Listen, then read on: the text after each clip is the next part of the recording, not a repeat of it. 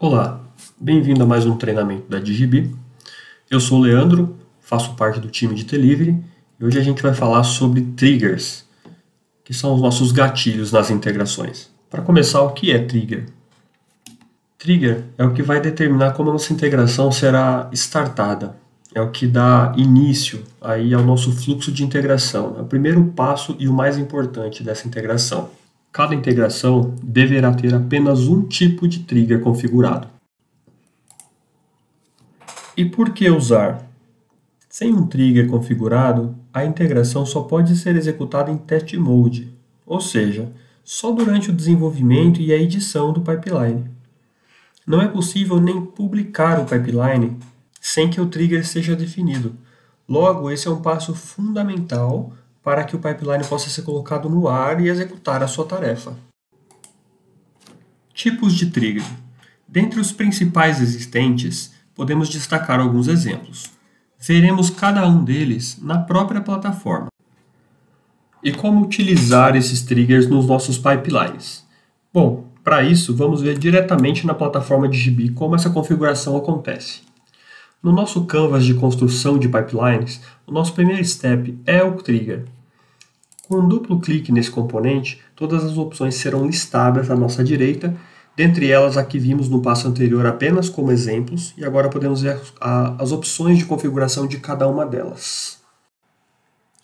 Se a intenção é expor o nosso pipeline como um API REST, essa primeira opção se encaixa. Aqui nós temos os métodos disponíveis e suportados, podendo estar todos configurados ou limitarmos a apenas um ou mais. Além disso, podemos configurar um tempo máximo de execução desse pipeline para que quem fez o consumo, quem fez o request a esse pipeline, tenha um parâmetro de quanto tempo ficará esperando por uma resposta. Esse tempo excedido, uma resposta de timeout será dada a quem fez a requisição e a execução será abortada. Além disso, podemos configurar se essa API será de uso externo, exposta através da internet, ou internamente, apenas na mesma rede de outros sistemas. Se queremos fazer o uso de uma API Key, que minimamente é o mais recomendado para que essa API não esteja totalmente exposta sem um mínimo de segurança, podemos combinar o uso de API Key com o JSON Web Token. Um outro pipeline, por exemplo, faria toda a lógica de criação de um token de segurança com tempo de expiração, disponibiliza esse token para que uma chamada mais segura seja feita a esse endpoint. Além disso, podemos criar rotas adicionais. Além do nome do pipeline fazer parte da nossa URL, podemos criar outras rotas mais intuitivas e disponibilizar esse endpoint com outros nomes. Configurações de segurança e a reentrega de mensagens. Uma outra opção para a configuração desse trigger pode ser com um agendamento customizado. Aqui a gente pode informar uma expressão cron para que ele seja executado a cada alguns minutos ou em determinados dias da semana. Evento. Na configuração de um evento, esse nosso pipeline ele ficará disponível para ser consumido por outro pipeline. Aqui a gente definiria o nome desse evento, o tempo que ele fica numa fila consumindo mensagens e a configuração de timeout já vista nos outros dois anteriores para que seja um tempo máximo para essa execução acontecer. O mesmo para a permissão de reentregas de mensagens no caso de uma falha ou numa reimplantação no meio de uma execução.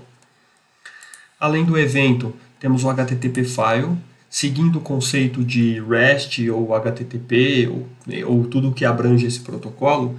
Aqui basicamente nós temos quase as mesmas configurações do REST API, com as diferenças porque esse trigger nos permite receber grandes arquivos com um volume alto de informações nesse formato. E seguindo com as demais opções, a configuração de e-mail trigger, aqui as configurações da conta de e-mail a ser monitorada, a pasta a ser monitorada conforme suas mensagens sejam recebidas, timeout, assim como o conceito de timeout visto anteriormente, a reentrega de mensagens, que tudo relacionado à sua conta de e-mail.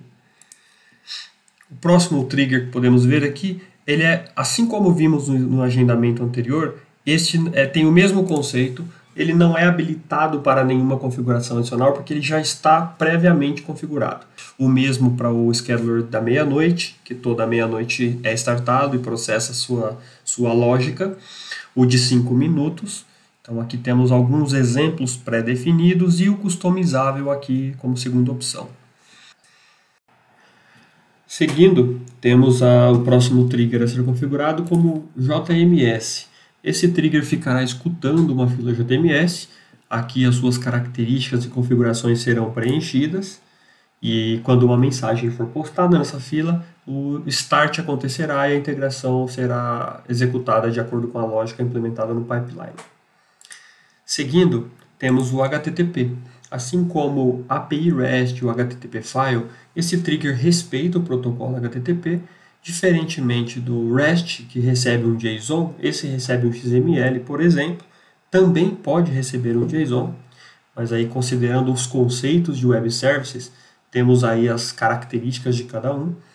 O nosso último trigger possível de ser configurado como um Kafka.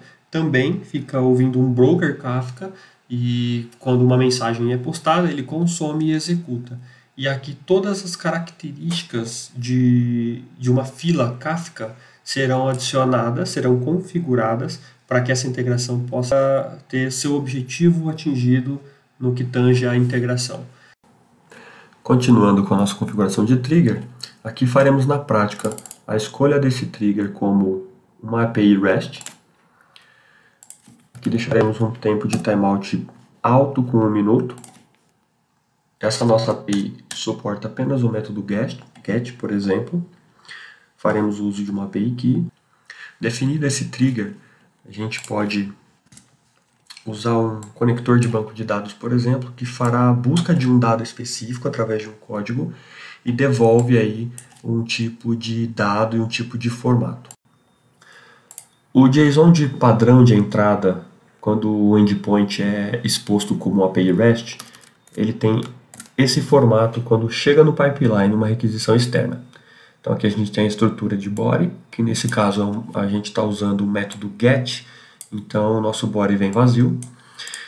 No headers, todos os atributos e as configurações do sistema que fez a chamada, assim como o protocolo utilizado e todas as características. No meio deste headers, a gente tem a API Key utilizada. Como a gente definiu que o nosso endpoint ele tem uma segurança de API Key, essa API Key precisou ser informada lá nos headers para que essa autenticação acontecesse. Como vimos na sintaxe da chamada de banco de dados, dentro de query path a gente espera que venha uma variável código para fazer a busca através desse código no banco de dados. Então aqui a gente tem essa estrutura. Quando um parâmetro é passado na chamada, assim que ele chega no pipeline. Então a gente tem a variável código aqui dentro. Na execução desse pipeline, nós temos aqui o sucesso na execução, fizemos a busca no banco com o código 1, um resultado foi encontrado. Este é o formato da resposta do conector de banco de dados. Nesse universo de API REST exposta dessa forma, o último conector executado, sua saída será o padrão do JSON a ser devolvido no response de quem fez esse consumo. E como último step, nós precisamos definir uma API que ia ser usada nessa chamada a esse endpoint exposto do nosso pipeline. Para isso, em configurações, na aba de consumers, nós temos a opção de criar uma nova API Key para essas chamadas. Imagine que será busca cliente. E aqui a gente escolhe quais são os pipelines que farão uso dessa API Key. Escolhendo um desses pipelines, uma API Key será criada, será listada aqui, a nossa label busca cliente, esse é o valor dela, e esse valor nós faremos a informação dele para que a chamada aconteça lá nos headers da chamada, como a sua chave API Key e o seu valor conforme acaba de ser criado na plataforma. Com isso, a nossa chamada será autenticada. Muito bem. Dado esse conteúdo de trigger, espero poder ter te ajudado na construção dos próximos pipelines. Dúvidas? Consulte as documentações da plataforma ou utilize até mesmo o chat de atendimento em tempo real. Muito obrigado e até a próxima.